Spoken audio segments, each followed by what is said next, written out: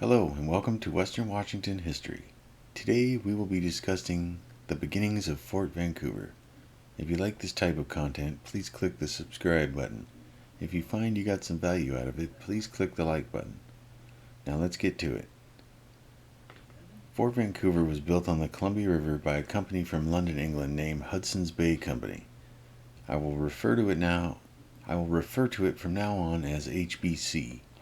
HBC's roots are traced back to its founding in 1670. It has changed its business model some, but HBC has 239 department stores worldwide. They also own Saks Fifth Avenue in New York. The idea for the company was that of two French traders. They pitched the idea to the French with no success. The idea got to the King of England and he signed on. This is not a video of the history of HBC, so I am just giving a short version of the facts. They started it up on Hudson's Bay in what is now Canada. They were entitled to hunt furs in the whole area where any stream flowed to Hudson's Bay. They traded furs with Native Americans and even came up with their own money and money system. Each coin was worth one regular male beaver skin. Then they would trade blankets, food, guns, and other things that the natives could use. Many natives abandoned traditional habits for full-time fur trapping, even moving beyond their area and upsetting other tribes.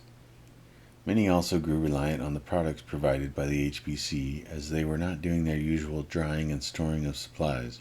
The majority of the Pacific Northwest natives didn't sign on with this fur trapping and the HBC's business model.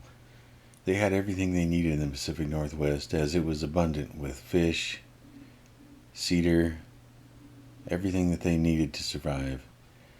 The Plains Indians had a harder time surviving, and they were more prone to working for the HBC.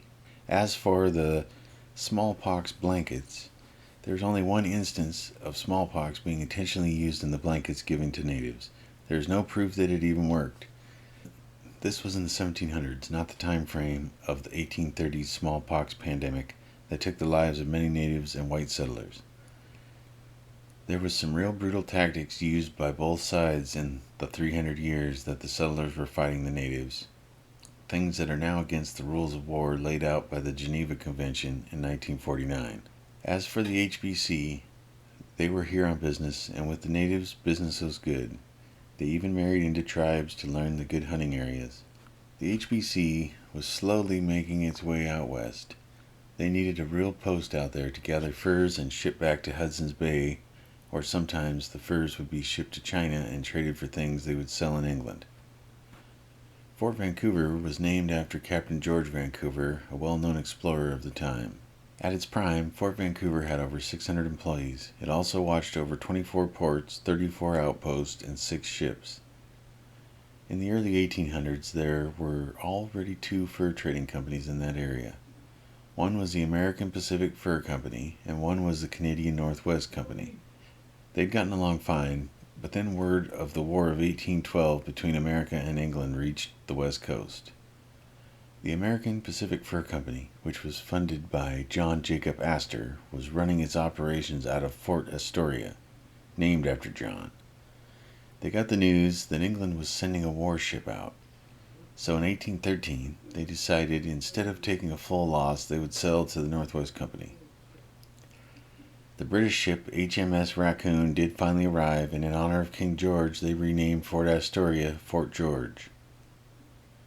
A treaty was made in 1818 saying that the Pacific Northwest would be jointly occupied by America and England. The Northwest Company and HBC had their problems though, and after a small war, England demanded the Northwest Company merge into HBC to prevent any more problems. England would continue to offer plans for a border and a separation line for the area to divide the two countries, but most of those wanted the border at the Columbia River. American officials disagreed. England called this the Columbia District, and they thought that if they got a fort built on the Columbia River, it would help in the border dispute. That and the fact that Fort Astoria, then named Fort George, was just too small and not built for what they needed. Fort George was 99 miles away on the ocean. They wanted something more inland and central to the area. So in 1824 they started to build, and in 1825 the official dedication took place. The fort was relocated to be closer to the river in 1829 to the spot it is now. It was originally on the hill to the northeast. From Fort Vancouver, eventually HBC would control the fur trade from Russia-owned Alaska to Mexico-owned California, all the way to the Rocky Mountains in the east to the Pacific Ocean in the west. Vancouver's first neighborhood was a small village to the west of the fort. There were 1- and 2-bedroom cabins for the employees and their families. Fort Vancouver was a small town inside of a 20-foot-high log wall. They had most anything there you would need. Blacksmith, general store, accountant, whatever people would need was on hand, as HBC would profit from it all. HBC also strived to be self-sufficient in every way it could, so they raised animals and fruits and vegetables. The people who worked at Fort Vancouver were from all over the earth.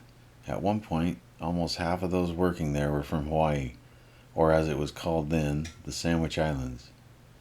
There were also Iroquois and Cree natives, as well as French, Irish, English, and Scotch. With so many different nationalities working together, they developed a trading language called Chinook jargon. It is a mixture of various Native American languages, mixed with Canadian French and English. Ships traveled to Fort Vancouver around Cape Horn, stopping at the HBC fort in Honolulu, Hawaii, before making their way to the Columbia River and navigating upstream to Fort Vancouver. The first steamship in the area was built in England for HBC, and it sailed with the wind until it arrived at Fort Vancouver in 1836 and had the steam boiler installed. Then it operated the waters of the Northwest until its wreck in 1888. The name of the little ship was Beaver. I also made a video about Beaver. You should check it out after this one is over. Also, if you made it this far, how about pushing or clicking that like button? It helps get the videos out to more people so everyone can learn about our great history. Dr. John McLaughlin was the first head of Fort Vancouver and kept that position for 22 years. He was the one who moved the fort in 1829. Dr. McLaughlin fought for the settlers at the time when the company did not want them there. He's known as the Father of Oregon. He left the fort in 1849 and started a town called Oregon City. His home is still there. It's a good place to visit if you're ever in the area. James Douglas served as cofactor with Dr. McLaughlin from 1839 to 1843. He went on to found British Columbia. The Oregon Trail was opened up and the flow of settlers really began in 1838. This was not what the HBC wanted to see. Even though the Oregon Trail ended at the fort, it also went through Dr. McLaughlin's town. The settlers would buy what they needed to start up their homesteads. In 1846, the American and British borderline was finally agreed upon at the 49th parallel, which is where it is today. Fort Vancouver was in the American territory. They would build Fort Victoria near modern Vancouver, British Columbia. HBC was allowed to operate in the area for a time, but it became unprofitable. In 1866, the fort burned to the ground. What can be visited today is a reconstruction built on the archaeological footprint of the original in the 1960s. So go visit the fort, learn more detailed history of it, and support the good work they do there. They have a really nice reconstructed operating blacksmith shop, and you can watch how they worked metal in the mid-1800s. Thank you for spending time with us on this exploration of Fort Vancouver. Please come back again soon.